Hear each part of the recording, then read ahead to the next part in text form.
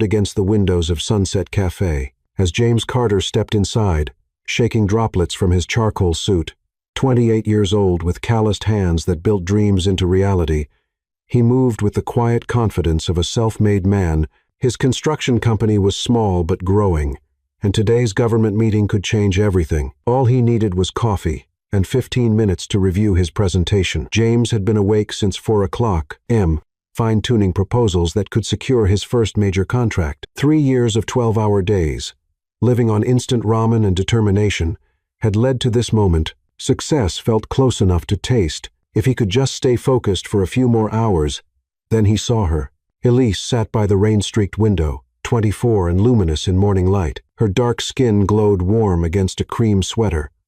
Natural hair pulled into an elegant twist. She sketched something in a leather portfolio, absorbed in her work, her tongue peeking out slightly in concentration. When she glanced up and caught him staring, her smile transformed the crowded cafe into something intimate and magical. Time fractured. James had dated plenty ambitious women who understood his drive, beautiful women who appreciated his potential. But this felt different, like recognition, like destiny reaching out to rearrange his carefully planned life. His presentation suddenly seemed less important than learning what made this woman's eyes sparkle with such intelligence and warmth. His feet carried him forward without permission, his usual business confidence deserting him. "Excuse me," he said, his voice slight, with sudden nervousness. "I don't normally approach strangers, but you look so." He gestured at her sketch, words failing him for the first time in years. Her laugh was music, warm, genuine, unguarded. "So what? Antisocial, weird, dangerously caffeinated, captivating," he said simply, the word carrying more weight than any business proposal he'd ever written. Pink bloomed across her cheeks, but she didn't look away. Instead, she studied his face with an artist's attention to detail, as if memorizing the exact shade of his eyes. The way sincerity changed his entire expression. "I'm Elise," she said, closing her portfolio with deliberate care. "James." When their hands touched, electricity coursed between them, not just attraction, but something deeper, more permanent. She felt it too. Her eyes widened slightly, her breath catching in a way that made his heart race. "Would you like to sit?"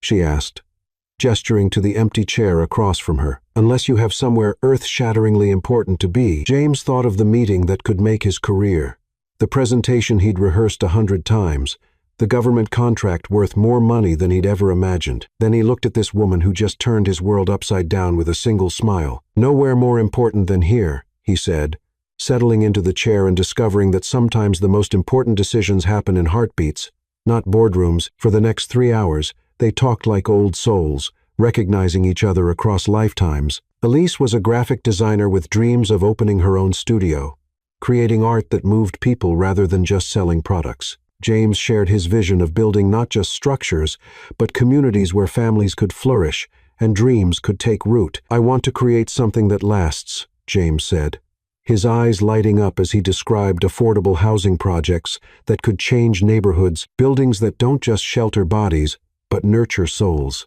"That's beautiful," Elise replied, her admiration genuine. "Most people build for profit. You want to build for purpose." They discovered synchronicities that felt like signs. Both had lost their fathers young. Both dreamed of large families. Both believed that success meant nothing without people to share it with. When Elise mentioned her love of terrible poetry, James confessed he wrote it himself badly, but with genuine feeling. "I have to go," Elise finally said, glancing at her watch with obvious reluctance. "I have a client meeting that could change my career." James's heart sank, but then she smiled, the kind of smile that rewrites entire futures. "Can I see you again?"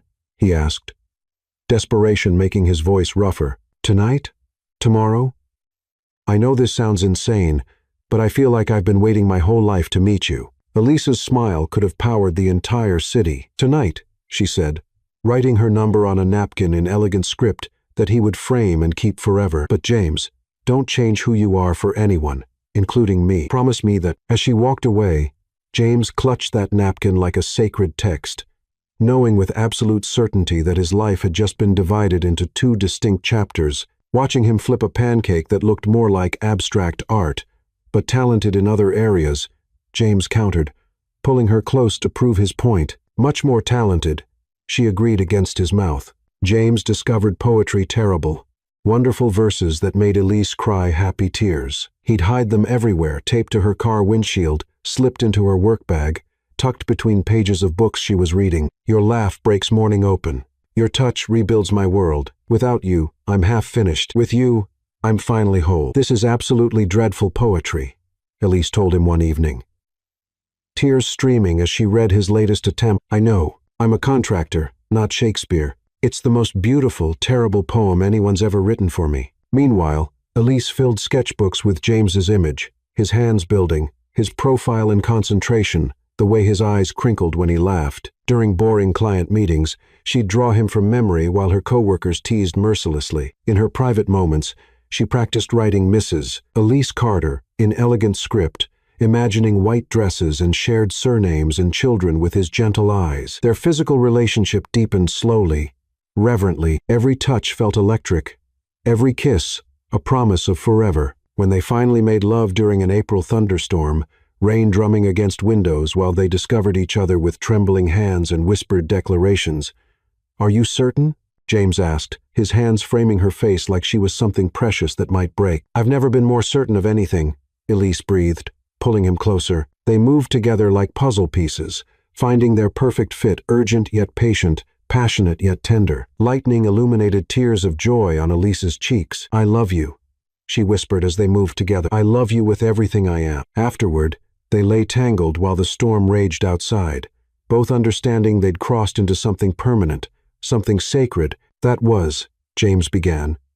"Everything," Elise finished. "Everything I didn't know I was waiting for." The spring festival in May became the defining moment of their relationship. James had been planning for weeks, secretly coordinating with the festival organizers. When darkness fell and the lantern lighting ceremony began, Elise gasped as hundreds of paper lanterns rose into the night sky, arranged to spell out, "I love you, Elise," in glowing letters against the stars. "James," she breathed, tears streaming down her face as the entire crowd turned to look at them. "I wanted everyone to know," he said, pulling her close. "I wanted the whole world to know that I'm hopelessly, forever in love with you." She kissed him then, right there in front of hundreds of strangers, pouring all her love into that kiss while the crowd cheered and the lanterns drifted toward heaven. Their friends watched their relationship with a mixture of envy and awe. James and Elise had that rare connection that everyone dreams of. They finished each other's sentences, communicated with just glances, seemed to operate on the same wavelength. At parties, they'd gravitate toward each other like magnets, unable to stay apart for long. "You two are disgustingly perfect together," Elise's best friend, Lydia, complained one evening, watching James automatically hand Elise a sweater when she shivered slightly. "How did he even know you were cold?" Lydia's boyfriend, Ethan, asked in amazement. "He always knows," Elise said simply, smiling as James wrapped the sweater around her shoulders and pressed a kiss to her temple. They'd started talking about the future with absolute certainty, not if they got married, but when, not if they had children, but how many and what they'd name them. James had already mentally designed their dream house, a place with big windows for Elise's art studio, and a garden where their children could play. "I want at least 3 kids, Elise said one lazy Sunday afternoon, her head in James's lap as he played with her hair. "I want whatever makes you happy," James replied, "though I'm hoping for a little girl who looks exactly like her mother, and I want a little boy with his father's kind heart and gentle hands." They'd lie like that for hours, planning their perfect future, believing with absolute faith that nothing could ever break what they'd built together. Their love felt invincible, eternal, written in the stars themselves. James had already started looking at engagement rings, imagining the moment he'd get down on one knee and ask Elise to be his wife. He knew with absolute certainty that she'd say yes, just like he knew the sun would rise tomorrow. Their love was that sure, that solid, that unbreakable, or so they believed. By the end of 6 months, James Carter and Elise had created something beautiful and rare, a love story that seemed destined for fairy tale endings. They were best friends, passionate lovers, and soulmates who'd found each other against all odds. Neither could imagine anything ever coming between them. Their love felt too strong, too pure, too perfect to ever be threatened. They were young, they were in love, and they were certain that their happy ending was guaranteed. Chapter 3. Forever begins. 18 months of loving Elise had taught James Carter what poets meant when they wrote about souls recognizing their missing half. He'd carried his grandmother's ring for 3 weeks, a symbol of 67 years of marriage that had ended only when death claimed his grandfather, waiting for the perfect moment to ask the woman who'd become his entire universe to marry him. The plan consumed him for days. He recreated their first date location by the lake, but transformed it into something from fairy tales: rose petals carpeting the shoreline, candles flickering between trees, a string quartet hidden behind willows. Every detail mattered because this moment would define the rest of their lives. Saturday evening arrived, warm and golden. James collected Elise with trembling hands, his heart hammering so violently he was certain she could hear it. "You seem nervous," Elise observed, squeezing his fingers as they drove toward the lake. "Your hands are actually shaking." "Just thinking," James said, his voice slight with emotion. "About what?"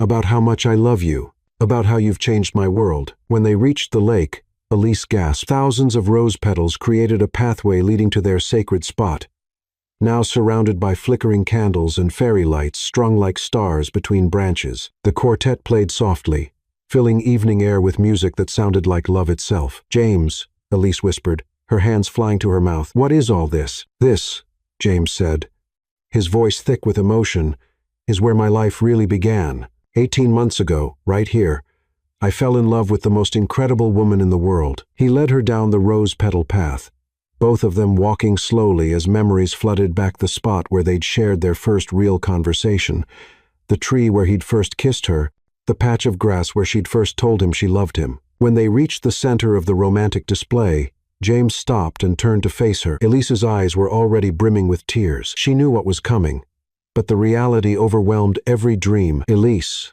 James began, his voice breaking with emotion as he dropped to one knee, the quartet playing their song, the melody from their first dance. "Before you, I was sleepwalking through life. You awakened something in me I didn't know existed. You taught me that love isn't just a feeling, it's a choice you make every single day." The diamond caught the candlelight, throwing rainbow sparks across her tear-streaked face. "This ring represents my grandparents' love story.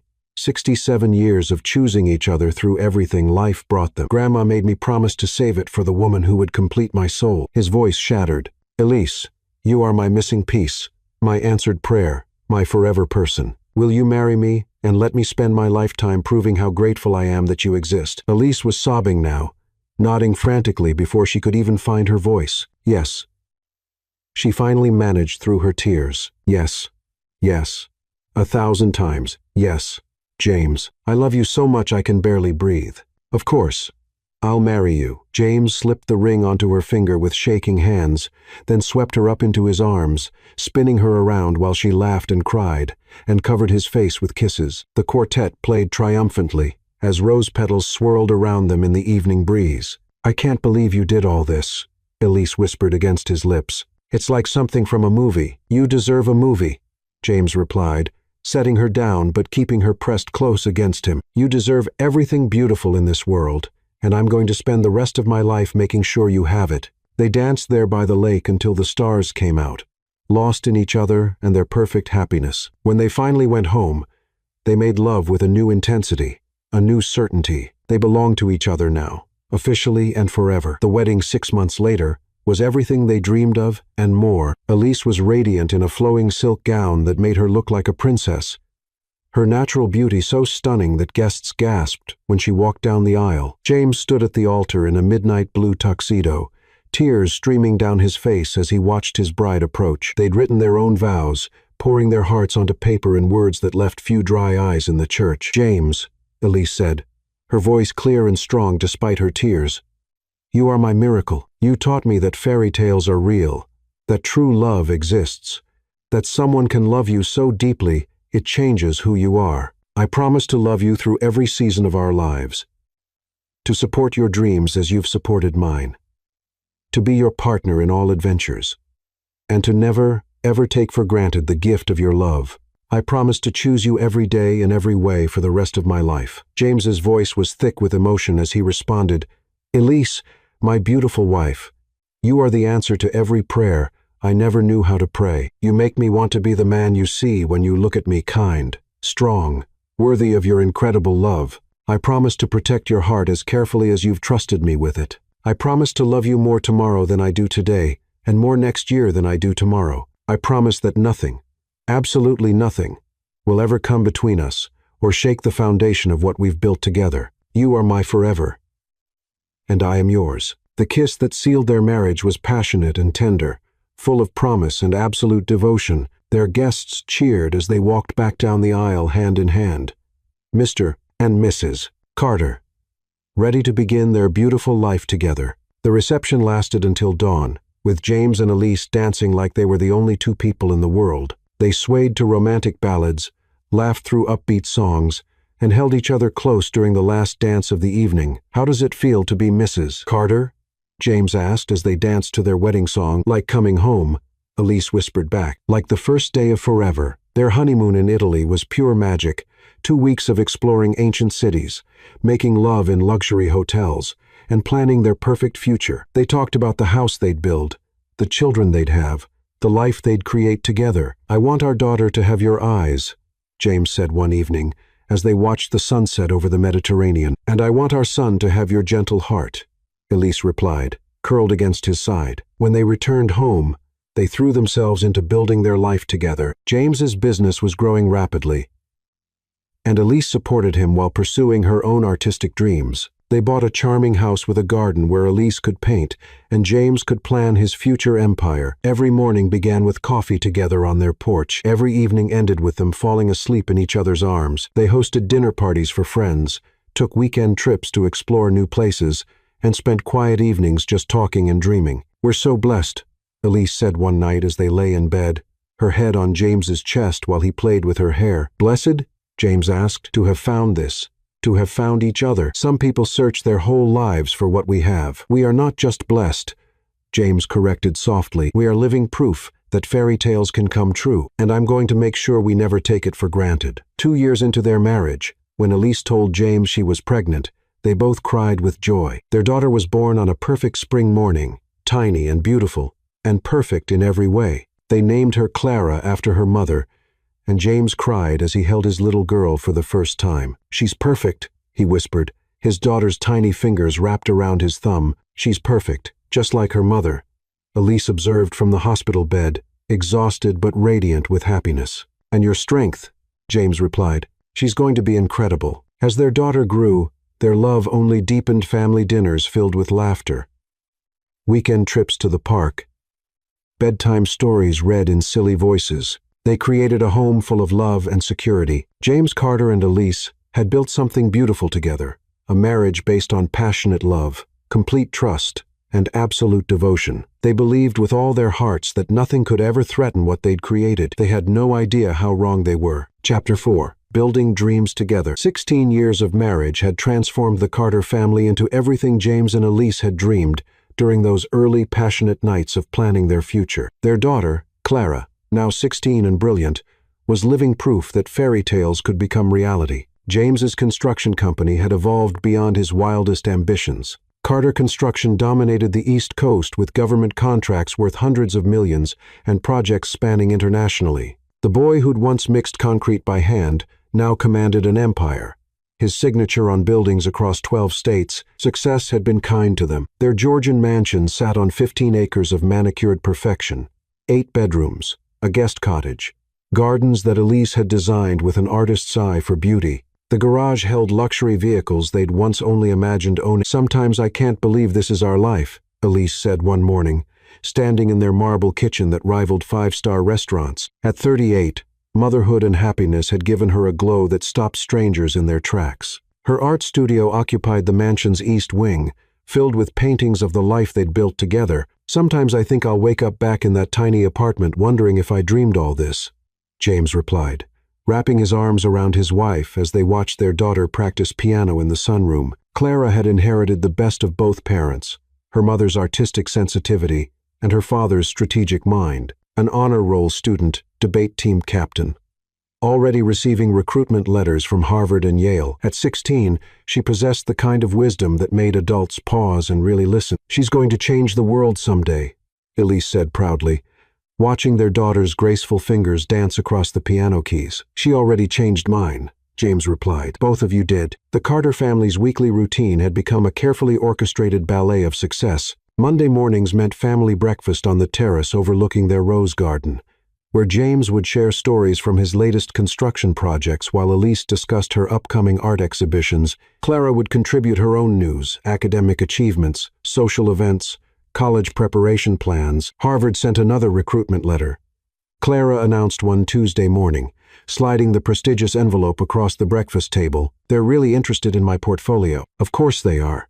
James beamed with paternal pride. "You're brilliant, sweetheart. You can go anywhere you want." "I want to study business and art," she said thoughtfully. "Maybe combine them somehow. Build something meaningful like you did, Dad." James's chest swelled with emotion. His daughter understood that true success wasn't just about money. It was about creating something that mattered, something that helped people and communities thrive. Their social calendar was packed with charity galas, business dinners, and cultural events. Elise had become a patron of the arts, serving on museum boards and organizing fundraisers for local artists. James was frequently invited to speak at business conferences and university commencements, sharing his story of building an empire from humble beginnings. "The Carters are relationship goals," their friends would say with obvious envy. At dinner parties, James and Elise still gravitated toward each other like magnets, still finished each other's sentences, still shared private smiles across crowded rooms. Their love life remained passionate and tender. Despite busy schedules and parental responsibilities,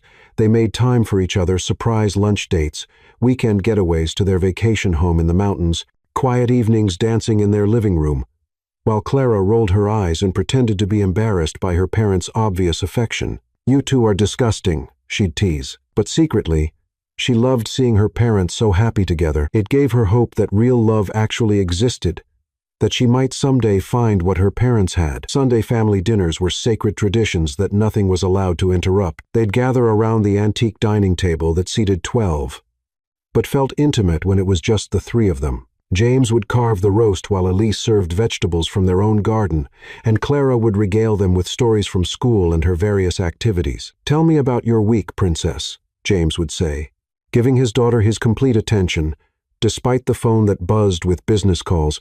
"Well, I aced my calculus test, got elected student body treasurer, and I think I'm finally ready to get my driver's license." Clara would reply, knowing her father hung on every word. "No dating until you're 30, James would joke, making both his wife and daughter laugh. "James Carter, you cannot protect her forever," Elise would chide gently. "She's going to meet someone wonderful someday, just like I did." Their daughter was growing up surrounded by love, security, and endless possibilities. She had her own car, a safe but stylish sedan, a generous allowance that she mostly saved or donated to charity, and parents who supported every dream and ambition. Clara's friends were in awe of her family's lifestyle, but she never let it go to her head. Her parents had raised her to understand that privilege came with responsibility, that wealth was meant to be shared with those less fortunate. "We are incredibly blessed," Elise would tell her daughter during their mother-daughter shopping trips to Manhattan. "But we must never forget that with great blessings come great responsibilities to help others." The Carter Family Foundation, established when James's business first became profitable, now donated millions annually to education, housing assistance, and arts programs. Clara had been involved since childhood, helping to select scholarship recipients and visiting the homes they'd helped build for families in need. James's business success had afforded them incredible experiences: family vacations to Europe, where they'd explore art museums and historical sites, ski trips to Colorado, where James taught his daughter to navigate challenging slopes, while Elise preferred the cozy lodge with hot chocolate and a good book. Summer weeks at their beach house in the Hamptons, where they'd host extended family and close friends. "I want her to see the world," James told Elise one evening, as they planned Clara's graduation trip. "I want her to understand how big and beautiful life can be." "She already understands," Elise replied. "Look how she's turned out: confident, but humble, ambitious, but kind. We've raised an incredible human being." Their marriage had only grown stronger through the years of success. They'd weathered the typical challenges: sleepless nights with a teething baby, financial stress during the company's early expansion, the normal ups and downs of any long-term relationship, but they'd faced everything together, their bond deepening with each shared experience. James still wrote Elise terrible poems on special occasions, and she still sketched him when she thought he wasn't looking. They still danced in their kitchen on Saturday mornings, still talked for hours about everything and nothing, still made love with the passion of newlyweds, despite being together for nearly 2 decades. "Do you ever regret giving up your graphic design career?" James asked one evening as they walked through Elise's art studio, surrounded by paintings that galleries were begging to exhibit. "Never," Elise said firmly. "This life we've built together, this family, this love, it's more beautiful than anything I could have created on my own." Their friends often asked for the secret to their happiness, the key to maintaining such obvious love and respect after so many years together. "We never stopped dating each other," Elise would explain. "We never stopped being grateful for what we have. We remember that we're best friends first," James would add. "Everything else flows from that foundation." As Clara approached graduation and prepared for college, both parents felt the bittersweet mixture of pride and impending loss. Their little girl was becoming a remarkable woman, ready to make her own mark on the world. "She's going to be fine," Elise said one night as they watched their daughter through the window, studying intently at her desk. "More than fine. She's going to be extraordinary, just like her mother," James replied. Kissing his wife's temple, the Carter family had built something beautiful together. A life of love, success, and shared dreams. They had everything anyone could want: financial security, a gorgeous home, a brilliant daughter, and a marriage that had only grown stronger with time. They believed their happiness was unshakable, their love unbreakable, their future unlimited. They had no idea that their perfect world was about to be tested in ways they couldn't imagine. Chapter 5. The Slow Poison of Success. The transformation didn't happen overnight. It crept into James Carter's soul like carbon monoxide, invisible, odorless, deadly. It started with a single missed dinner in March. The Soul Project needed immediate attention, and James made what felt like a reasonable choice one night of disappointment to secure their family's future. Elisa understood. Clara, now 16, rolled her eyes but forgave him. "Rain check on family game night?" James asked, already reaching for his coat. "Of course," Elise smiled, though something flickered in her eyes. "We'll save Monopoly for tomorrow." Tomorrow became next week. Next week became a pattern. By June, James's home office had metastasized into a command center that never slept. 8 monitors displayed real-time data from projects spanning 4 continents. His phone buzzed every 30 seconds with decisions only he could make, crises only he could solve, opportunities only he could seize. "The Pentagon wants the Syrian base operational 6 months early," James barked into his headset one Tuesday morning, pacing like a caged animal. While Elise knocked softly with breakfast he wouldn't eat. "I don't care if we need 6 crews working Christmas. This contract is worth $800 million. He waved her away without looking up, missing the hurt that flashed across her face, missing how her shoulders sagged as she retreated with the untouched coffee that had gone cold in her hands. That evening, James found Elise in their garden, deadheading roses in the fading light. Something about her posture resigned, solitary, made him pause. "Hey," he said softly, remembering suddenly that they hadn't really talked in days. "How was your day?" "Fine," she replied without looking up, her voice carrying a distance that hadn't been there before. "The gallery wants 3 more paintings for the spring exhibition." "That's wonderful," James said, but his phone buzzed, and his attention fractured. "Dubai Environmental Permits. Time sensitive." "I should take this," he said, already stepping away. "It's important." "They're all important," Elise said quietly. But James was already gone. The real poison began in July when success started feeling like a drug James couldn't refuse. Each deal fed his ego. Each contract validated his worth. Each victory proved he was special, chosen, destined for greatness that ordinary men couldn't achieve. The irony was devastating. The harder he worked to provide for his family, the less present he became for them. The more successful he grew, the emptier his personal life became. But the rush of conquest, the intoxication of power, the validation of being needed and important and indispensable, it filled the growing void inside him with artificial purpose. "Dad, can you help me with my college essay?" Clara asked one evening, catching him between calls. James looked up from his laptop, seeing his daughter as if for the first time in weeks. When had she gotten so tall? When had that serious adult expression replaced her childish enthusiasm? "Of course, Princess," he said, closing the laptop with genuine intention. "What's it about?" "Describing someone who inspires me," she said, settling beside him on the couch. "I was thinking about writing about you, about how you built something from nothing, how you never gave up on your dreams." James's chest swelled with pride and love. This was what mattered. This was why he worked so hard. His phone rang. Beijing. The foundation permits were being challenged. threatening a $2 billion infrastructure project. James stared at the phone, then at his daughter's hopeful face. The call could wait 10 minutes. Surely, it could wait, but what if it couldn't? What if 10 minutes of delay cost them the entire contract? What if his absence from one crucial call undid months of negotiation? "I have to take this," he said, hating himself even as he reached for the phone. "It's Beijing. The permits are." "It's okay, Dad," Clara said, but her voice had changed, disappointment masked as understanding. "I know business is important. Give me 30 minutes, James promised. Then we'll work on your essay together." The call lasted 2 hours. By the time he finished, Clara was asleep on the couch, her laptop open to a half-written essay that began, "My father taught me that dreams require sacrifice, but I'm beginning to wonder if some sacrifices cost more than they're worth." James closed her laptop and carried his daughter to bed, promising himself he'd make it up to her tomorrow. But tomorrow brought new crises, new opportunities, new reasons why family time had to wait. The breaking point came in September during Elise's art exhibition, opening her first solo show in 5 years. She'd worked for months preparing, pouring her heart into paintings that captured their family's happier times. "You'll be there, right?" she asked over breakfast, her voice carrying a vulnerability that should have broken his heart. "The opening is at 7 o'clock.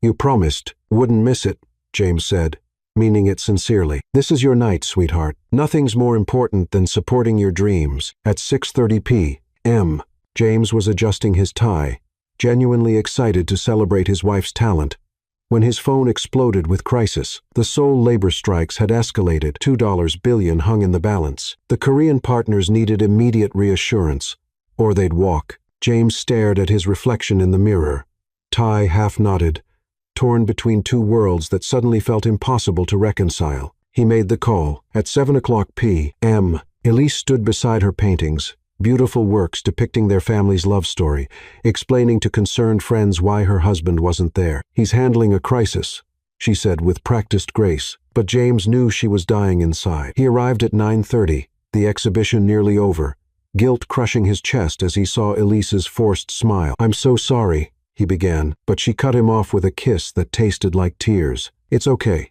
she lied. "I know how important your work is, but it wasn't okay." That night, James found her crying in their bathroom, shoulders shaking with grief that had nothing to do with tears. "Elise, what's wrong?"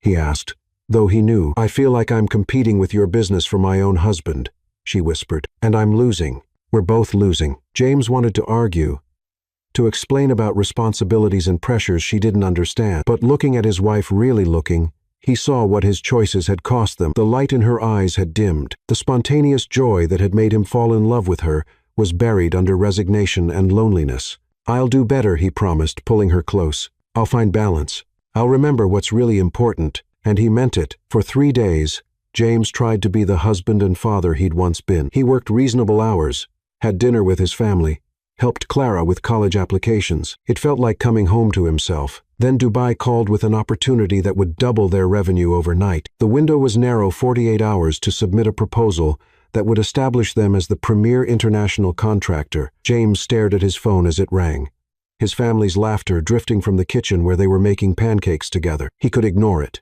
He could choose them. But the rush of possibility, the intoxication of potential success, the fear of losing ground to competitors, it all crashed over him like a wave. He answered the call. James Carter speaking. "Yes, I'm very interested in discussing the Dubai expansion." From that moment, James began choosing success over family systematically, methodically, unconsciously. Each decision felt reasonable in isolation, but together they built a wall between him and the people he loved. He missed Clara's debate tournament finals, Dad's negotiating with government officials. Elise explained to their daughter's disappointed face. He canceled their anniversary dinner. "The Seoul project needs immediate attention," he told his wife.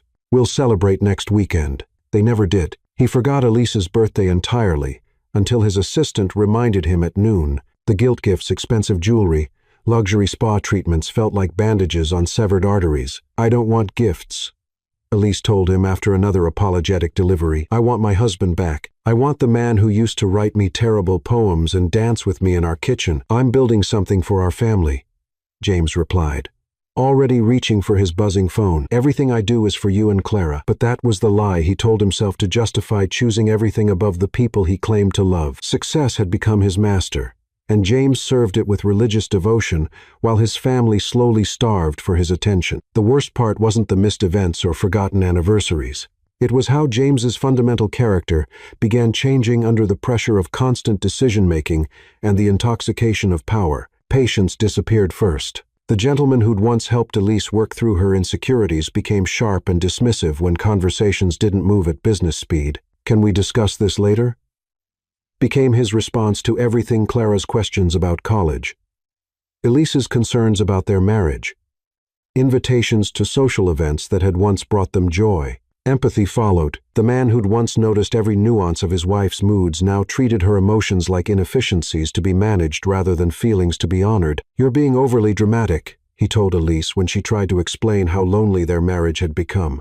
"I'm working for our future. You should be grateful, not resentful." The cruelest change was how James began measuring everything in terms of profit and loss, including his relationships. Time spent with family became time not spent building wealth. Emotional conversations became distractions from important work. Love became a luxury he couldn't afford, rather than the foundation that made success meaningful. By December, James had everything he'd thought he wanted: a billion-dollar empire, international recognition, power that opened every door, but he'd lost everything that actually mattered: his wife's trust, his daughter's respect, and his own soul. The man who'd once promised that nothing would come between them had allowed ambition to build walls around his heart that even love couldn't penetrate. He was becoming exactly what he'd once feared: successful but empty, wealthy but poor in everything that actually mattered. The stage was set for the betrayal that would complete his transformation from the man Elise had married into someone she no longer recognized. A husband who no longer made time for his wife's emotional needs,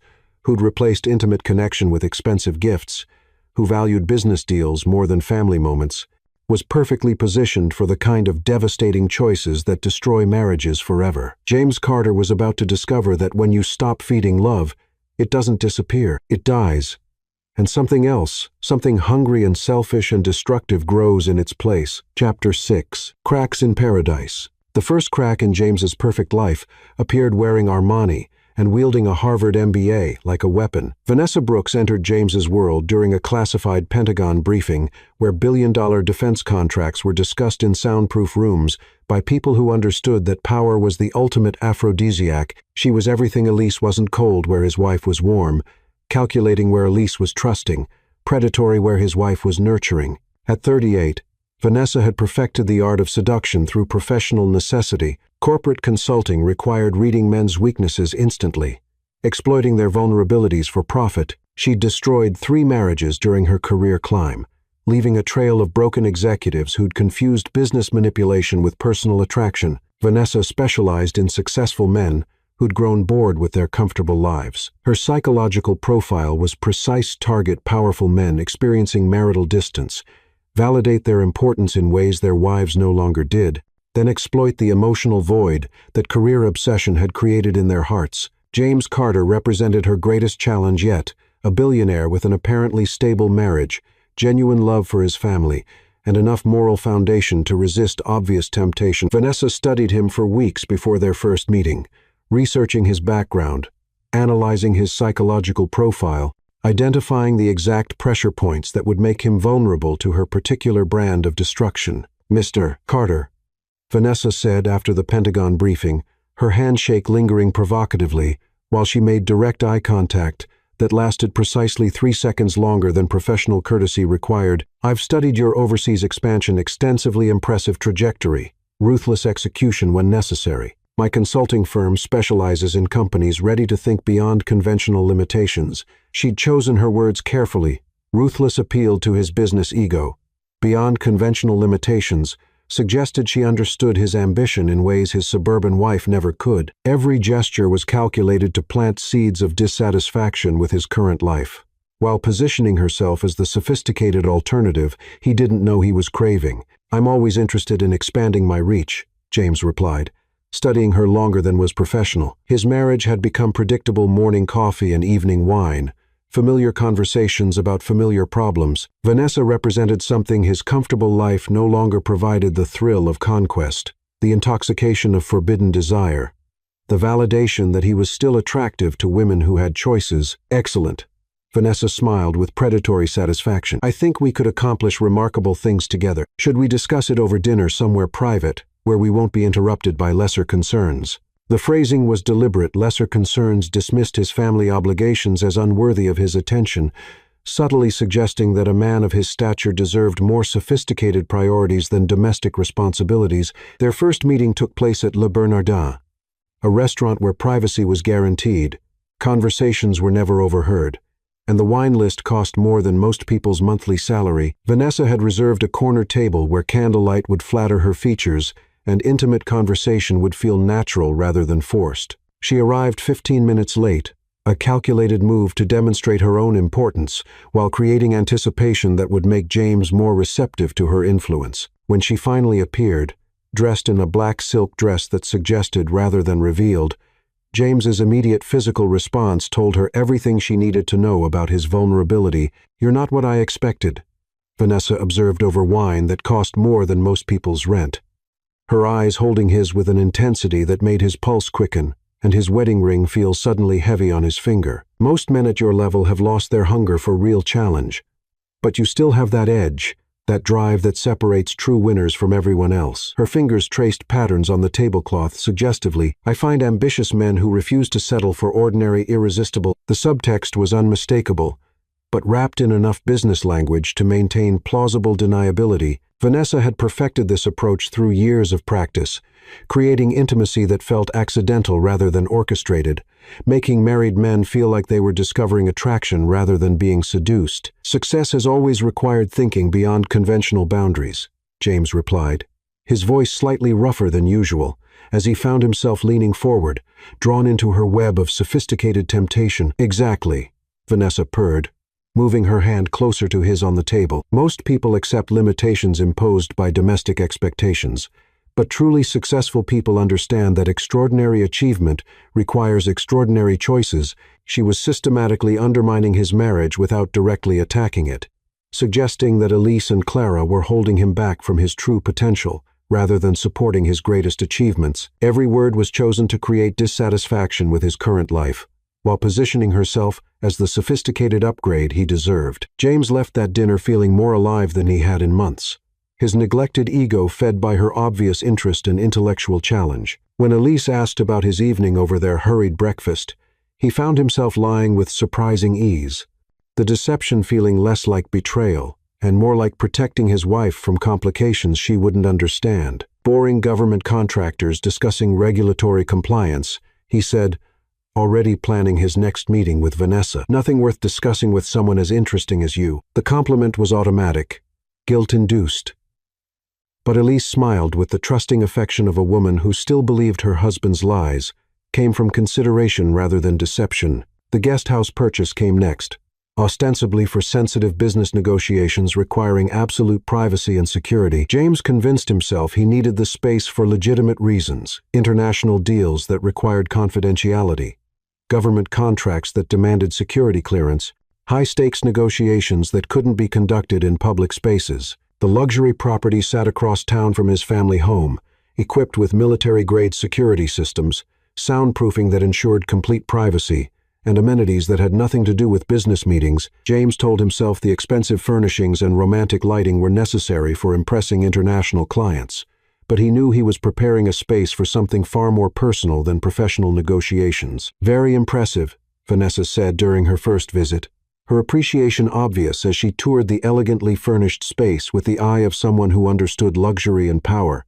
So private, so perfectly intimate for conducting delicate business. The pause before intimate was deliberate, loaded with suggestion that made James's chest tighten with anticipation and guilt in equal measure. Discretion is essential in defense contracting, James replied, but they both understood the real purpose of this sanctuary. Some negotiations require complete privacy to reach successful conclusions. Vanessa moved through the space like she owned it, touching surfaces and examining details with the confident familiarity of a woman who expected luxury as her natural environment. When she leaned close to point out architectural details in the contract she'd brought, her perfume overwhelmed his senses, something exotic and expensive, that was nothing like Elise's simple, natural scent. "These specifications are fascinating," she said softly, her hand resting on his arm longer than professional courtesy required. Her body close enough that he could feel the heat of her skin through expensive fabric. "I think we could be extraordinary partners in this and other ventures." The way she said other ventures left no doubt about her meaning, but the business context provided just enough cover for James to pretend this was still professional rather than personal temptation. "I'm always interested in expanding successful partnerships," James replied. His voice thick with desire, he was no longer trying to hide behind business language. When she kissed him soft and testing at first, then deeper when he responded with the hunger of a man starved for passion, James felt like a drowning man being offered oxygen. 23 years of fidelity evaporated in that moment of weakness, destroyed by months of neglecting his marriage in favor of business obsessions that had left him emotionally vulnerable to sophisticated manipulation. "We shouldn't," he whispered against her lips, even as his hands tangled in her hair with desperate need. "Probably not," Vanessa agreed, but her actions contradicted her words as she pulled him closer with the confidence of a woman who knew she'd already won. "But sometimes what we shouldn't do is exactly what we need to finally feel alive again." They made love on the expensive sofa James had purchased for client meetings, while his wife waited at home for a husband who was choosing temporary pleasure over permanent commitment. The guilt was immediate and overwhelming, but it was also intoxicating. The thrill of breaking rules, the validation of being desired by someone who had options, the escape from domestic responsibilities that felt increasingly mundane compared to this sophisticated passion. "This can't happen again," he told Vanessa afterward. But even as he said it, he was already planning their next meeting, already addicted to the way she made him feel powerful and desired and important. "Of course not," she agreed with a smile that said she understood his weakness better than he understood it himself. This was just business getting a little too intense, but she knew it would happen again and again. Vanessa had perfected this seduction through years of practice, understanding exactly how to transform successful men into willing participants in their own destruction. James Carter was no different from the others, just another powerful man who'd confused business success with personal invincibility, another husband who'd prioritized professional achievement over emotional intelligence. Within weeks, what had started as a calculated seduction had become a full-blown affair that consumed James's thoughts and dominated his schedule in ways that even his billion-dollar business never had. The guest house became their sanctuary,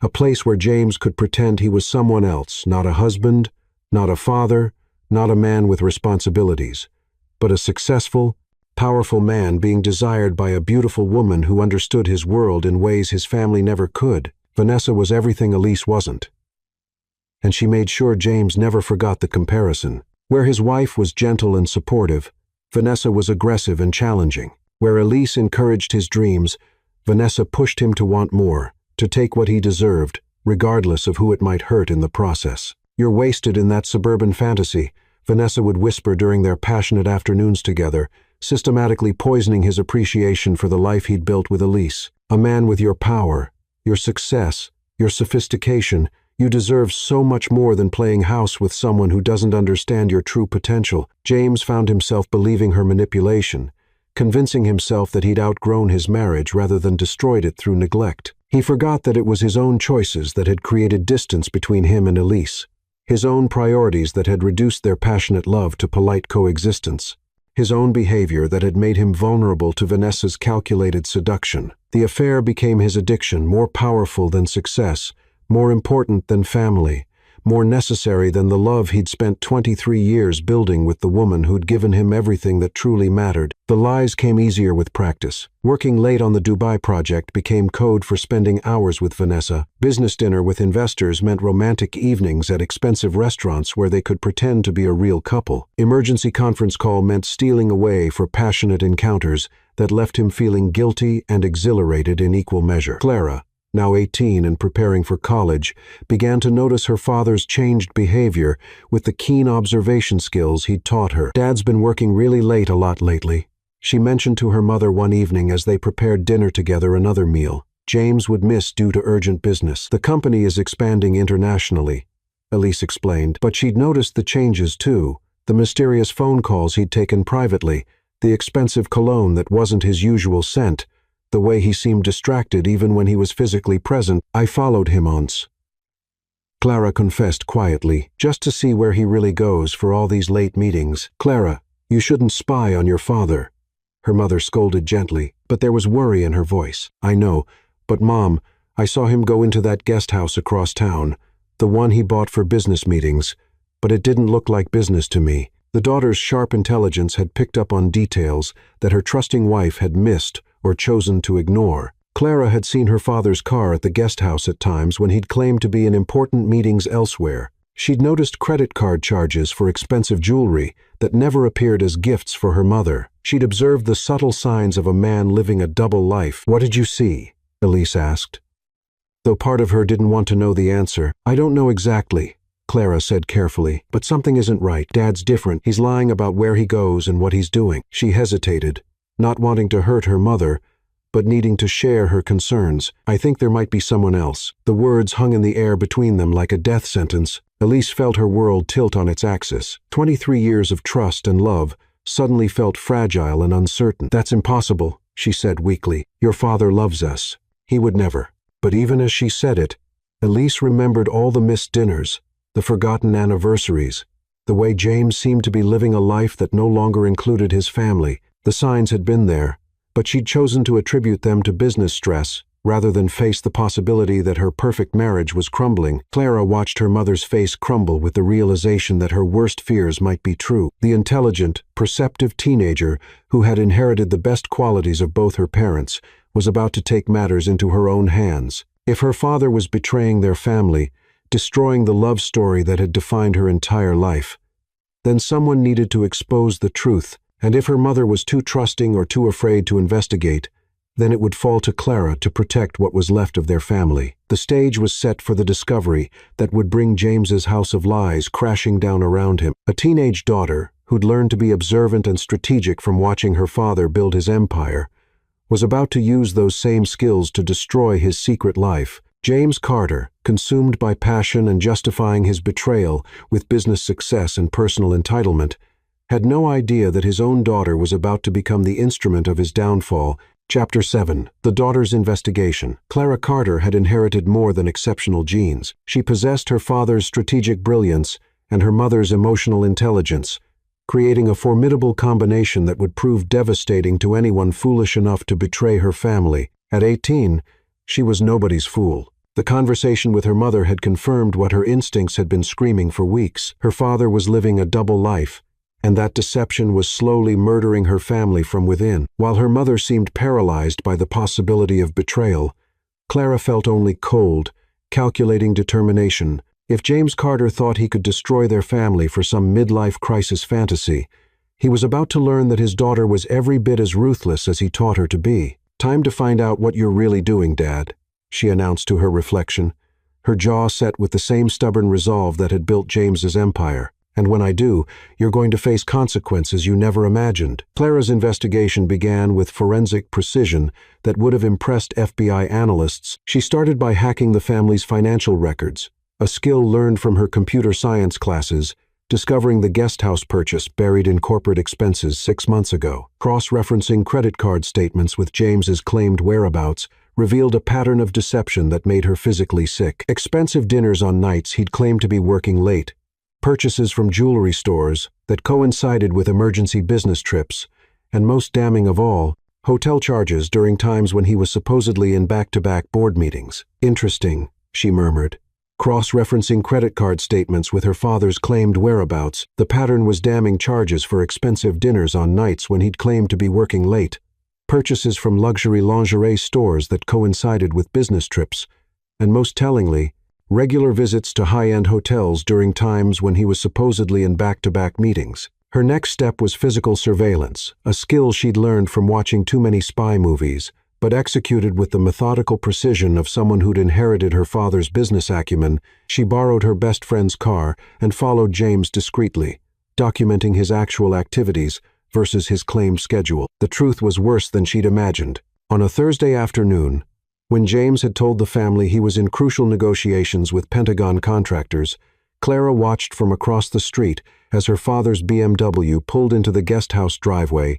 Minutes later, a sleek red Porsche arrived, and out stepped a woman who definitely wasn't conducting business, at least not the legal kind. Vanessa Brooks was everything Clara had feared: sophisticated, predatory, and clearly comfortable playing the role of the other woman. She watched through binoculars as Vanessa let herself into the guest house with a key, as if she belonged there, as if this was a routine they'd established over months of betrayal. "You bastard," Clara whispered, her heart breaking for her mother while rage filled her chest. "How could you do this to us?" She documented everything: license plate numbers, times, photographs taken from a distance that clearly showed her father and Vanessa together. But she knew that photographic evidence wouldn't be enough. Her mother would need irrefutable proof, something so devastating that even her trusting nature couldn't rationalize it away. That's when Clara decided she needed to see inside the guest house to capture the affair in action in a way that would leave no room for doubt or denial. Research into surveillance equipment led her to a high-tech electronics store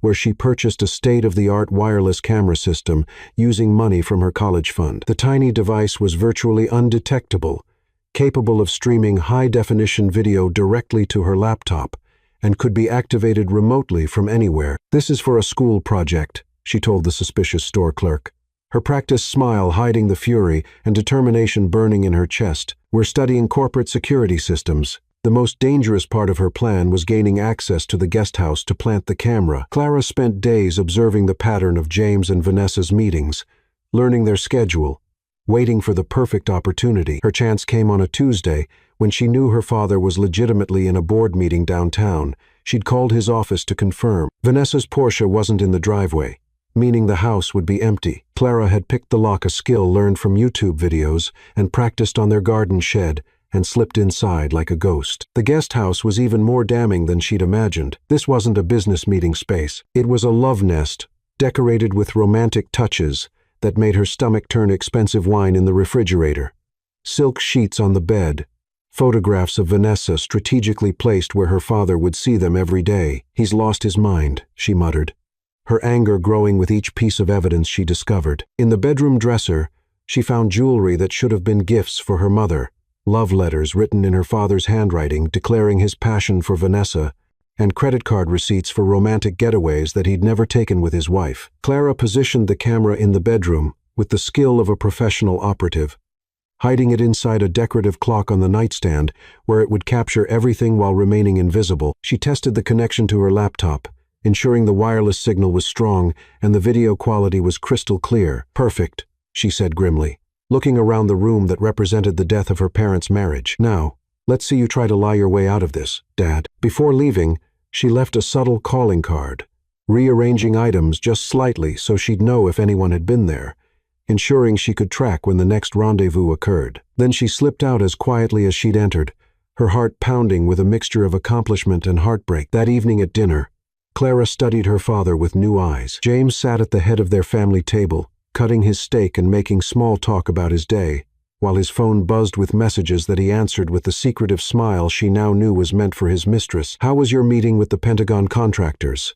Clara asked innocently, watching her father's face for any sign of guilt. "Productive," James replied without looking up from his phone. "Very productive. These government contracts are complex, but the payoff will be worth it." The ease with which he lied to his own family was breathtaking. Clara felt sick watching him deceive her mother, who was trying so hard to maintain normal conversation, despite the growing suspicion her daughter had planted. "Will you be working late again tomorrow?" Elise asked her husband, hope and fear warring in her voice. "Probably," James said, finally looking up, but focusing on his wife with the detached attention he might give a business acquaintance. "The Dubai project needs immediate attention, and the time difference means I'll be on calls until midnight." Morley's. Clara knew from her surveillance that Dubai project calls were scheduled for early morning, not evening. Tomorrow night was clearly planned as another rendezvous with Vanessa. "I wish you didn't have to work so much," Elise said softly. "I feel like we barely see each other anymore." For just a moment, something flickered in James's eyes. Guilt, perhaps, or the ghost of the man he used to be. But it was gone so quickly that Clara might have imagined it. "Success requires sacrifice," he said, the corporate buzzwords falling easily from his lips. "Everything I do is for this family, to secure our future." Clara wanted to scream at the hypocrisy, to reveal right then and there what she knew about his lies and betrayals. But she forced herself to remain calm, to continue playing the role of the innocent daughter, while she waited for the perfect moment to expose the truth. "I know, Dad," she said sweetly. You're always thinking about what's best for our family. After dinner, Clara retreated to her room and activated the camera system. The guest house was dark and empty, but she knew that wouldn't last long. Her father's behavioral patterns suggested another meeting was imminent, and when it happened, she'd be ready. She spent the evening reviewing the evidence she'd already gathered: photographs, financial records, timeline discrepancies, building a case that would be impossible to deny. This wasn't just about catching her father in an affair, it was about protecting her mother from further lies and giving their family a chance to heal from the damage James's betrayal had caused. "I'm sorry I have to be the one to do this," she whispered, looking at a family photo from happier times when her father's smile had been genuine and her mother's eyes had sparkled with real happiness. "But someone has to protect what's left of our family." Clara had transformed from a trusting daughter into a strategic operative, using every skill she'd learned from watching her parents build their empire to tear down the lies that were destroying it. She was 18 years old, preparing for college, and planning to expose her father's adultery with the cold precision of a seasoned investigator. The camera was in place. The evidence was mounting. All that remained was waiting for James to give her the final proof she needed to destroy his double life once and for all. The trap was set, and Clara Carter was ready to spring it. Chapter 8. Truth revealed on her birthday. The 15th of October should have been a celebration of love, family, and 23 years of marriage. Instead, it became the day Elise Carter discovered that her perfect life was built on lies and her fairy tale love story was actually a tragedy. The morning began with heartbreaking optimism. Elise woke early, humming as she prepared breakfast for her family, still believing today might mark a turning point in their struggling marriage. She wore the blue dress James had once said made her look like an angel, bought his favorite coffee, planned his preferred breakfast. "Happy birthday, Mom," Clara chirped, bounding into the kitchen with a wrapped gift and a smile that barely concealed the rage she'd been carrying for days. "Thank you, sweetheart," Elise replied, embracing her daughter. "Where's your father? I thought we could have breakfast together as a family." Clara's expression darkened almost imperceptibly. She'd been monitoring the camera feed since dawn, watching her father arrive at the guest house at 7 o'clock a.m. with fresh flowers, expensive champagne, and lingerie that should have been birthday gifts for his wife. "Conference call with Singapore," Clara lied, unable to shatter her mother's hope before she had devastating proof to show her. Something about emergency contract modifications. James materialized at 9 o'clock a.m., freshly showered and wearing his most expensive suit, phone already buzzing with what he claimed were urgent international calls. "Happy birthday, beautiful," he said, kissing Elise's cheek with the mechanical affection of a man performing his marital duties. "Sorry, but I need to make this quick. The Defense Department moved up the Syrian project deadline, and I'm in crisis meetings all day." Elise's face crumpled, hope dying in her eyes. "But James, it's my birthday. You promised we'd spend the day together." "I know, and I hate it." James lied smoothly, checking his Rolex with barely concealed impatience. "But this contract is worth $500 million. I can't let personal celebrations interfere with national security projects. We'll celebrate tonight, I promise. Maybe book that European trip you've been wanting." More lies, delivered with practiced ease. Clara watched her mother's heartbreak in real time, saw the exact moment when trust shattered into devastation. "Of course," Elise said quietly. "I understand. Business comes first." James grabbed his briefcase and headed for the door, pausing only to call back. "Order yourself something nice for lunch. Put it on the company card, and maybe book that spa day you've been wanting." He was gone before either woman could respond, leaving behind the scent of expensive cologne and the wreckage of another broken promise. Clara activated her laptop the moment her father's car disappeared down their driveway. The camera feed from the guest house showed James arriving within minutes, but he wasn't alone. Vanessa's red Porsche was already there, and through the high-definition camera, Clara could see her father's mistress waiting in the bedroom, wearing nothing but black lingerie and a predatory smile. "The bastard," Clara whispered, her hands clenching into fists as she watched her father embrace Vanessa with a passion he hadn't shown his wife in years. What happened next was even worse than Clara had imagined. James hadn't just brought flowers to his mistress. He'd brought the exact arrangement that should have been his wife's birthday: bouquet sunflowers mixed with roses, the combination he'd given Elise on their first anniversary, now being presented to the woman who was destroying their marriage. "These are beautiful," Vanessa purred, accepting the flowers that belonged to Elise. "What's the special occasion?" "It's my wife's birthday," James said without a trace of shame. But I'd rather spend it with you. Clara felt physically sick watching her father's betrayal unfold in real time. This wasn't just an affair, it was a calculated cruelty that defiled every sacred moment of their family's history. For the next several hours, Clara forced herself to watch and document everything, building an irrefutable case while her heart broke for her mother. She watched James and Vanessa make love with a passion that had been absent from her parents' marriage for years. She listened to her father declare his love for another woman in words that should have been reserved for his wife. Most devastating of all, she watched him present Vanessa with jewelry that Elise had been hoping to receive for her birthday. Meanwhile, downstairs, Elise spent her birthday alone. She decorated her own birthday cake, wrapped her own presents from James, expensive items ordered by his assistant, and tried to maintain dignity while her world crumbled around her. At 3:30 p.m., Clara could no longer contain her rage and heartbreak. Her mother was sitting in the living room, staring at her birthday cake with tears streaming down her face, while her father was 20 minutes away, making love to his mistress and promising her a future that belonged to his family. "Mom," Clara said softly, connecting her laptop to the large television screen in the living room. "There's something you need to see." "What is it, sweetheart?" Elise asked, wiping her tears and trying to smile for her daughter. "The truth about where Dad really is right now." At exactly 4:00 p.m., as Elise sat alone, lighting candles on her own birthday cake with trembling hands, Clara made the decision that would destroy their family forever. "Mom," she said softly, connecting her laptop to the massive television screen, "there's something you need to see. Something you need to know about where Dad really is right now." "What is it, sweetheart?" Elise asked, wiping away tears and trying to smile for her daughter. "The truth about the man you married." Clara activated the live camera feed and shouted the words that would shatter their world. "Mom, look what Daddy is doing." The 75-inch screen exploded with high-definition betrayal. There was James Carter, husband of 23 years.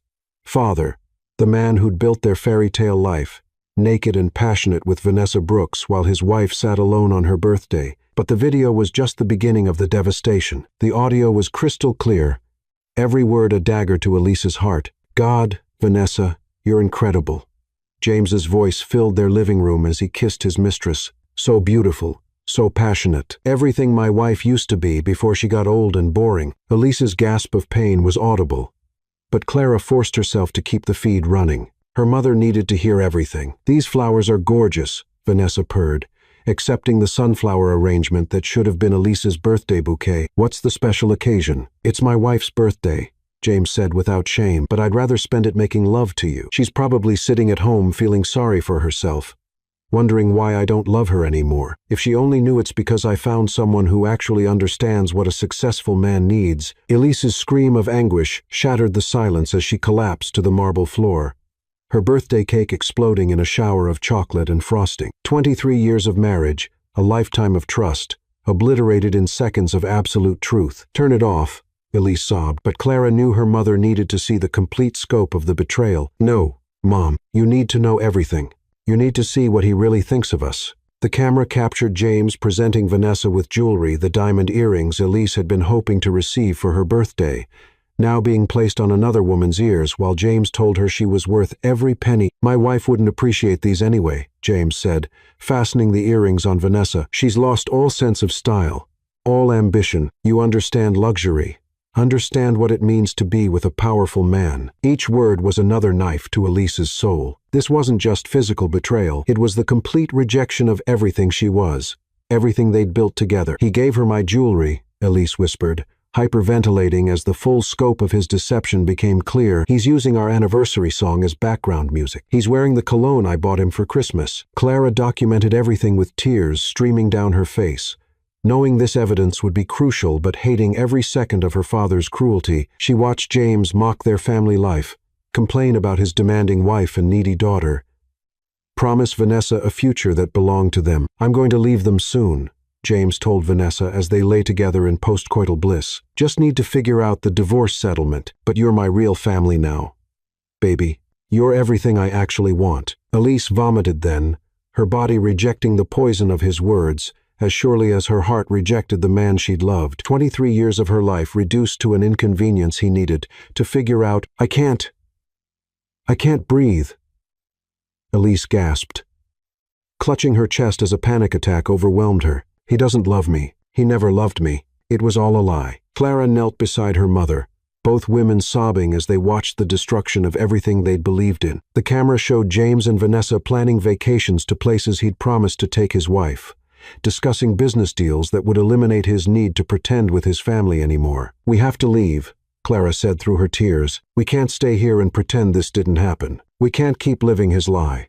Elise nodded weakly, understanding that their old life was murdered. The man she'd loved for over 2 decades, trusted with her heart and soul, had chosen someone else, not just physically, but emotionally, mentally, completely. They packed their bags while James was still at the guest house, still making love to his mistress, still believing his secret was safe. Clara helped her mother gather important documents, jewelry, and photographs, the remnants of a life that no longer existed. Before they left, Elise wrote a single letter that she placed on James's pillow.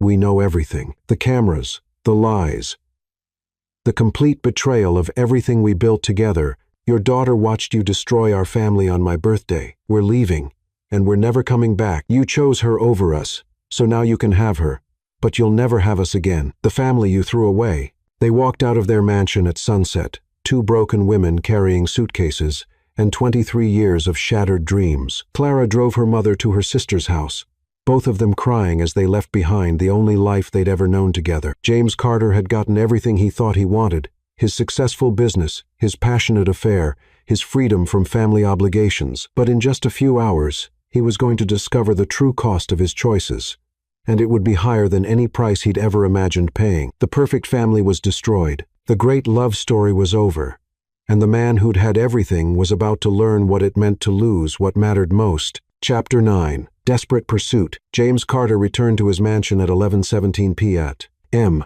humming Sinatra and carrying overpriced Italian food like a peace offering. He'd spent his wife's birthday making love to Vanessa Brooks for 6 hours straight, planning their future together, while Elise sat alone decorating her own birthday cake. The silence hit him like a physical blow. No warm kitchen lights, no sounds of life, just the kind of death-cold quiet that settles over crime scenes. But James was too drunk on guilt and passion to recognize that his world had already ended. "Elise," he called, juggling takeout bags from Romano's, her favorite restaurant, where he'd taken Vanessa for lunch that very afternoon. "Sorry I'm so late, sweetheart. Brought dinner from that place you love. We can still make this birthday special." The living room destroyed him completely. Elise's birthday cake lay massacred across marble floors, chocolate and frosting smeared like blood evidence, candles scattered like broken bones. The massive television screen displayed frozen proof of his betrayal, him kissing Vanessa with passion that belonged to his wife, passion he'd withheld from his marriage for months. The letter waited on their coffee table like a death certificate written on their wedding stationery in Elise's elegant script.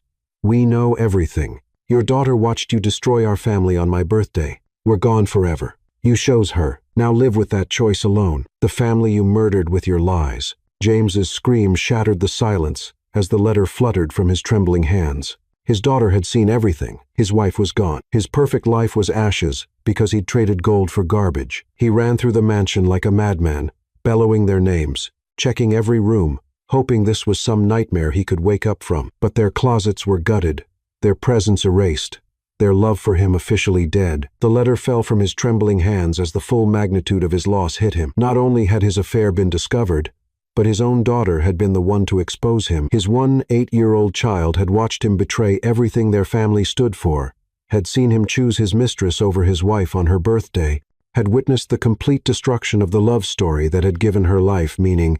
James ran through the mansion like a madman, calling their names, checking every room, hoping against hope that this was some kind of nightmare he could wake up from. But their closets were empty, their personal belongings gone, their presence erased from the home they'd built together over 23 years. Phone calls went straight to digital purgatory, both numbers blocked, cutting him off from the only people who'd ever truly mattered. The family photos lining hallways now mocked him, showing happiness he'd incinerated with his own hands. His first instinct was Vanessa. Surely the woman who'd helped destroy his marriage would offer comfort, but her response was ice-cold calculation wrapped in self-preservation. "This is a catastrophe, James," Vanessa said without preamble when he called, sobbing. "My reputation will be ruined. Your family drama will destroy my business, and I refuse to be collateral damage in your domestic crisis.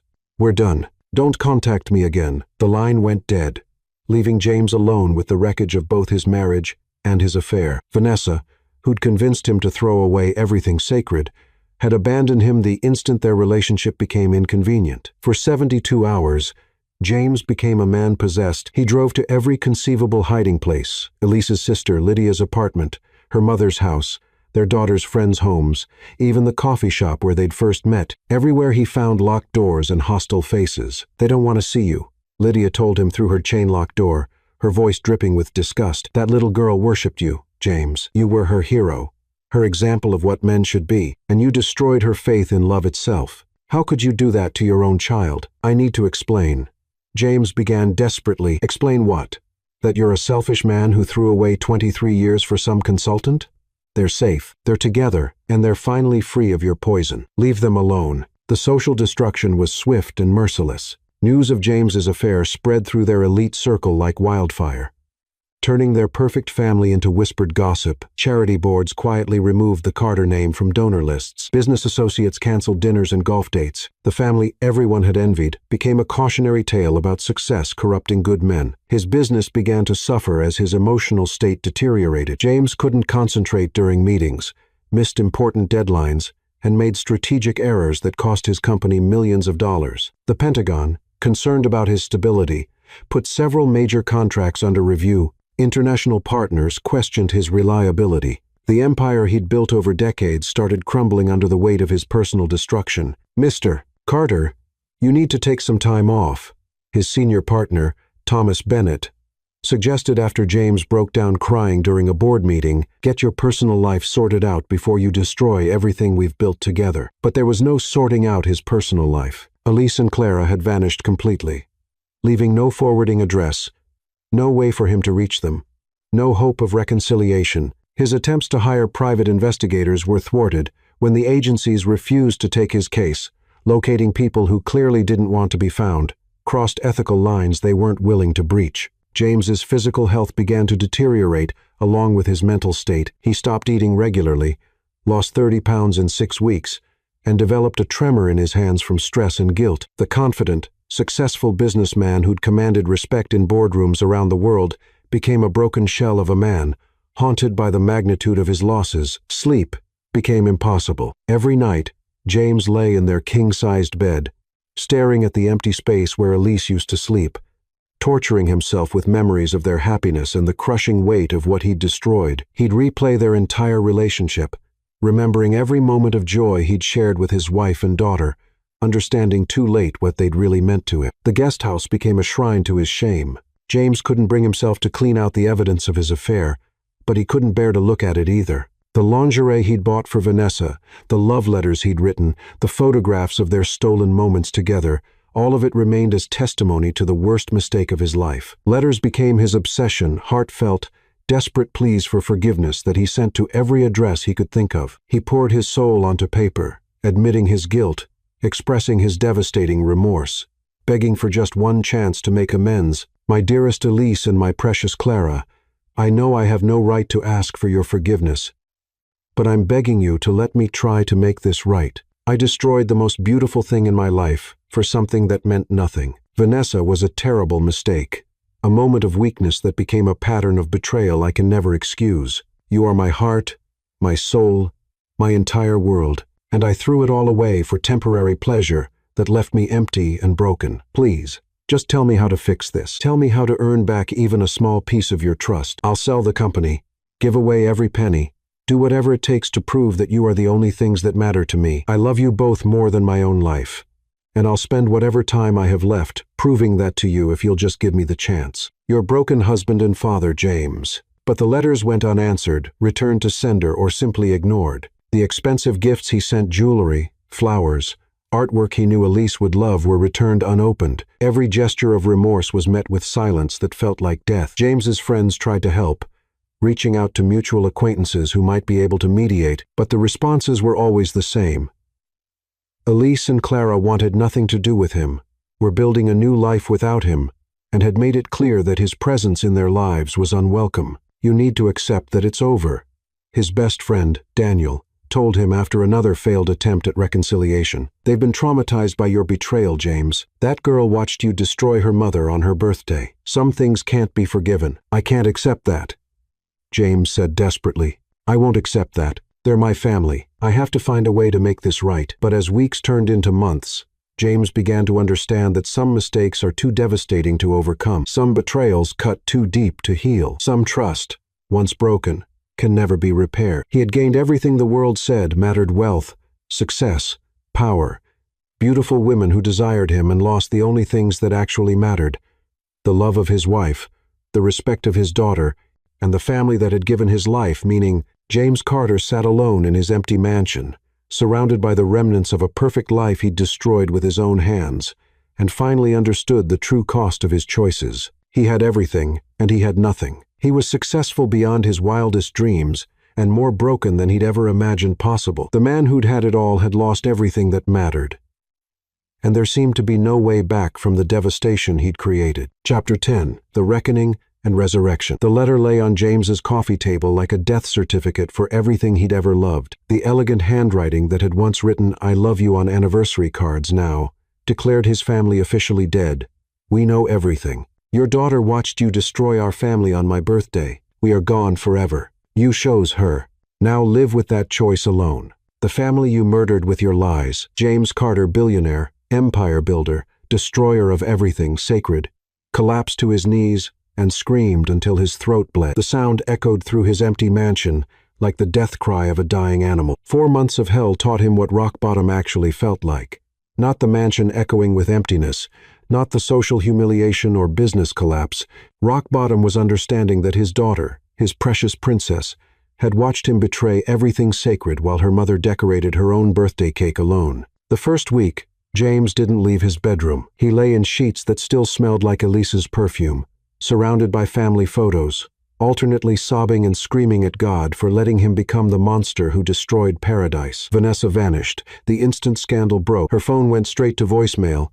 "I'm sorry, but this relationship has become too complicated for me to continue. Please don't contact me again." 24 hours of passionate declarations had evaporated the moment his reputation became toxic. James laughed hysterically at the cosmic justice. The woman who'd convinced him to abandon his family for sophisticated love had abandoned him the instant their affair became inconvenient. The second week brought desperate action. James hired the city's best private investigators, only to be told that pursuing his family would constitute stalking. He contacted lawyers about parental rights, who explained that Clara was 18 and could legally choose never to see him again. "Your wife has filed a restraining order," his attorney explained. "Any attempt to contact them will result in criminal charges. They've made their position clear. They want nothing to do with you." The third week destroyed his last illusions. James liquidated everything: the company he'd built over decades, the mansion that had housed their dreams, every material symbol of success he'd worshipped. He donated $50 million to organizations helping families survive infidelity,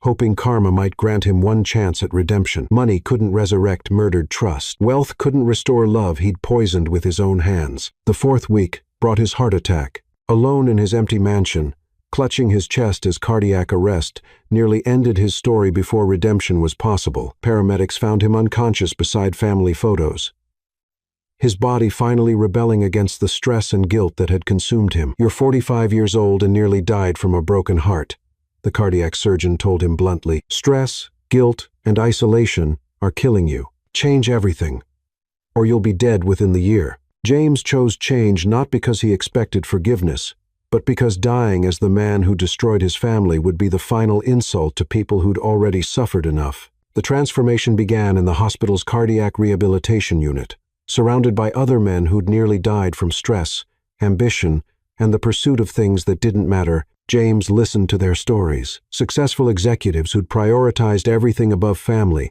only to discover success meant nothing when you had no one to share it with. "I built a fortune and lost my children," said Daniel, a hedge fund manager recovering from his second heart attack. "They won't even tell me when my grandchildren are born. Success is the most expensive drug in the world, and the withdrawal nearly kills you." James moved into a studio apartment in downtown's roughest neighborhood. Not from poverty, he still had millions despite his donations, but from recognition that he needed to remember what actually mattered. His neighbors were homeless families, recovering addicts, Immigrants working 3 jobs to survive. People who understood loss, struggle. Rebuilding from nothing, Sacred Heart Shelter became his salvation and his penance. "Why are you here?"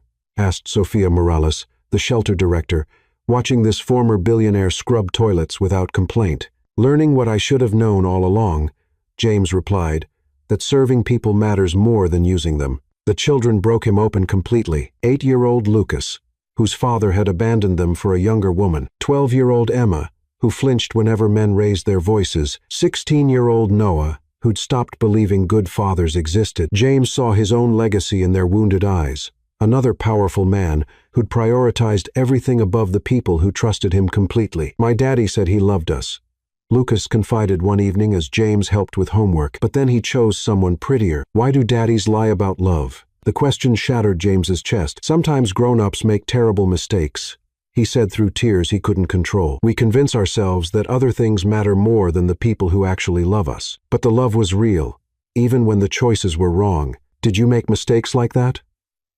Emma asked with devastating honesty. "Yes," James whispered, "the worst mistakes imaginable. I hurt the people I loved most, and now they're gone forever." "Do you still love them?" Noah asked, his teenage cynicism cracking slightly. "More than my own life," James said. "But love isn't enough if you prove it doesn't matter through your actions." 6 months of working with broken families taught James what he'd lost through daily exposure to the damage men like him inflicted. He witnessed the aftermath of betrayal, children who couldn't trust, wives learning to rebuild their identities, families slowly healing from trauma that successful, important men had caused through selfish choices. Dr. Camila Torres became his therapist, not because he expected miracles, but because destroying yourself serves no one. "You replaced emotional intimacy with material provision," she observed during their first session. "You convinced yourself that working for your family was the same as loving them." "I thought I was being responsible," James said defensively. "Responsibility includes emotional presence. Your wife needed a husband, not a provider. Your daughter needed a father,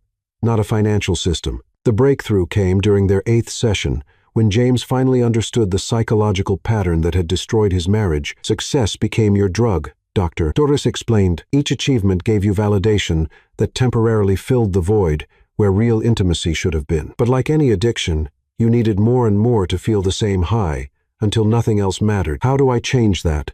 James asked desperately. "By learning to find worth in being rather than achieving. By discovering that your value comes from how you love, not what you accomplish." James's physical transformation was remarkable. He lost 60 pounds. His stress tremor disappeared, and the predatory intensity that had characterized his business persona softened into something almost childlike in its humility. But the real change was spiritual. He began attending 12-step meetings for work addiction, recognizing that his relationship with success had all the characteristics of substance abuse. "My name is James, and I'm a work addict," he said during his first meeting, voice shaking with vulnerability. "I chose achievement over love so consistently that I destroyed my family. I had everything the world said mattered, and I lost everything that actually mattered." 1 year after his family left, James wrote a letter that was different from his earlier desperate pleas. No promises he couldn't keep, no dramatic gestures, no attempts to minimize the damage he'd caused. "My dearest Elise and Clara, I don't expect forgiveness, and I'm not asking for another chance. I'm writing to tell you that I finally understand what I destroyed. I chose success over love systematically, unconsciously, catastrophically. I convinced myself that working for you was the same as loving you. I was wrong about everything that mattered. Vanessa was a symptom, not the disease. The disease was my addiction to achievement, my inability to find worth outside professional success. I destroyed our marriage long before I betrayed it. I've spent a year learning to be human again, working with broken families, confronting the psychological patterns that led to my choices not to earn your forgiveness. I know that's impossible, but to ensure I never hurt anyone the way I hurt you. You were the greatest achievement of my life, and I traded you for nothing. Clara, you were my masterpiece, and I taught you that love comes second to success. I love you both more than my own life, but I know love requires more than words. If you ever feel safe enough to let me try proving that love through actions, not grand gestures, just consistent presence, I'll spend whatever time I have left showing you who I've learned to become. If not, I understand. You deserve better than who I was, and you deserve peace more than my attempts at redemption. All my love, always, James." He mailed the letter without expectations, then returned to his work, his therapy, his slow reconstruction of character that success had poisoned. The crisis came 14 months later, when Elise's car was T-boned by a drunk driver. Clara, terrified and alone in the hospital waiting room, made the call she'd sworn never to make. "Dad," she whispered, her voice breaking with fear. James arrived within minutes, having abandoned everything the instant he heard his daughter's voice. When he saw Clara scared, crying, needing her father despite everything, he broke completely. "Is she alive?" he choked out. "She's in surgery," Clara said, and for the first time in over a year, let her father hold her while they both wept. The man who embraced his daughter wasn't the cold businessman who destroyed their family. This James was gentle, present, focused entirely on her needs rather than his own guilt. When she shivered, he gave her his jacket. When she couldn't eat, he brought her favorite soup. When she needed to cry, he held her without trying to fix anything. "You're different," Clara observed during their 18-hour vigil. "I'm trying to be," James said simply. "Not for forgiveness. I know I can't earn that back. But because you and your mother deserve better than who I was." When Elise woke up, weak but breathing, she found two faces above her bed, her daughter and the man who'd shattered her heart but never stopped being her child's father. Over weeks of recovery, something impossible began happening. James's presence wasn't demanded or manipulative. He simply made himself available, asking nothing, giving everything. The changes in him were profound, fundamental, impossible to fake. "He sold everything, Mom," Clara said one afternoon. "The company, the house, everything. He's living in a tiny apartment and working with homeless families. He's not trying to buy forgiveness. He's just different."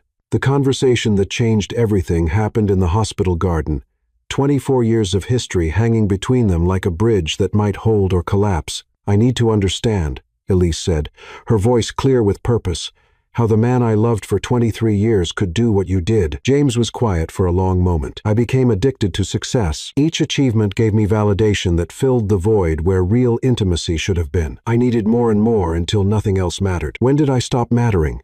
Elise asked, the question that had tortured her for over a year. "You never stopped mattering," James said, his voice breaking, "but I stopped choosing you. I convinced myself that working for our family was the same as loving you. I was wrong about everything." They talked for hours about betrayal, healing, whether love could survive such destruction. James owned the damage without reservation, explained his journey without expecting sympathy. "I've learned to live without you," Elise said finally. "I'm stronger than I knew. I don't need you anymore, James." "I know," he replied. "That's why I'm hoping you might choose to want me back, not because you need me, but because the man I'm becoming might be worth loving again." Clara found them as the sun set, talking honestly for the first time in years. "I've been thinking about forgiveness," she said quietly. "Not because you deserve it, Dad, but because that's what love does. It forgives the unforgivable and rebuilds from ruins." Looking at her father, genuinely transformed, committed to proving redemption through actions rather than words, Clara made her choice. "Maybe we should try, not because it'll be easy, but because that's what families do. We choose each other even after terrible mistakes." 2 years later, the Carter family had built something new from the ashes of their old life. Not the naive love story of their youth, but something deeper. Love tempered by loss, strengthened by choice. Precious precisely because it had nearly been destroyed. James never returned to business. He became director of Sacred Heart Shelter, using his skills to serve rather than accumulate. Elise returned to her art with new passion. Clara chose psychology, wanting to help other families survive what theirs had endured. Their modest home prioritized connection over image, presence over possessions. Love was measured in attention rather than income. Success defined by family happiness rather than financial achievement. The Carter family had been murdered by betrayal, but from its ashes, something even more beautiful had emerged: a love story about second chances, earned forgiveness, and the possibility that people can genuinely change if they're willing to do the hardest work of their lives. Their fairy tale had ended, but their real love story, messier, harder, infinitely more honest, was just beginning. And this time, James Carter knew exactly what mattered: